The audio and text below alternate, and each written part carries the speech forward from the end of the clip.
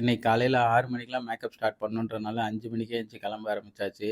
இவங்க மேக்கப் போனாலுமே நானும் 5 மணிக்கெல்லாம் எந்திரிச்சு அவங்க கூட போணும். ஏன்னா, நான் தான் கொண்டு போய் அவங்கள ட்ராப் பண்ணணும்.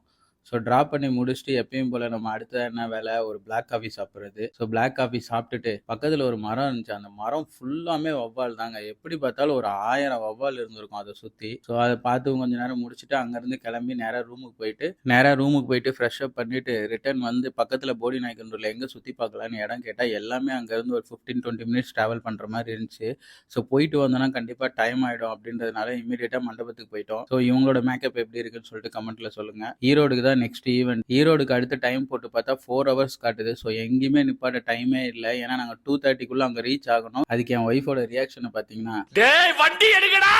அதனால எங்கேயுமே ஸ்டாப் பண்ணல. டைரக்ட்டா ஈரோடு தான். நடுவுல பிரேக்கே ஒரே ஒரு இடத்துல அரவக்குறிச்சி கிட்ட ஒரு டோல்கேட்ல மட்டும் தான் நிப்பாட்டினோம். இந்த டோல்கேட்ல நடந்த சம்பவத்த நான் நெக்ஸ்ட் வீடியோல உங்களுக்கு அப்டேட் பண்றேன். கரெக்ட்டா அதுக்கப்புறம் ஆன் டைம் மண்டபத்துக்கு வந்தாச்சு. மண்டபத்துக்கு வந்துட்டு அவங்கள இறக்கி விட்டுட்டு, அங்கருந்து எங்களுக்கு ரூம் வந்து ரத்னா ரெசிடென்சில எங்களுக்கு ரூம் போட்டிருந்தாங்க. அங்க ரூமுக்கு போய் செக் இன் பண்ணிட்டு, ஸ்நாக்ஸ் ஆர்டர் பண்ணி சாப்பிட்டுட்டு, அதுக்கப்புறம் ஆஃபீஸ் ஒர்க் இருந்துச்சு. அந்த ஆஃபீஸ் ஒர்க் எல்லாம் பார்த்துட்டு, எடிட்டிங் ஒர்க் எல்லாம் முடிச்சுட்டு, அதுக்கப்புறம் அகைன் கிளம்பி மண்டபத்துக்கு போயிட்டேன். இன்னைக்கு க்ரூம், பிரைட் 2 பேருக்குமே என் ஒய்ஃப் தான் மேக்கப் பண்ணாங்க. அந்த மேக்கப் எப்படி இருக்குன்னு சொல்லிட்டு கமெண்ட்ல சொல்லுங்க. நைட் டின்னர் ஈவென்ட்லயே சாப்பிட்டுட்டு ரூமுக்கு கிளம்பியாச்சு. இதோட நம்ம vlog முடிஞ்சிச்சு. பாய்.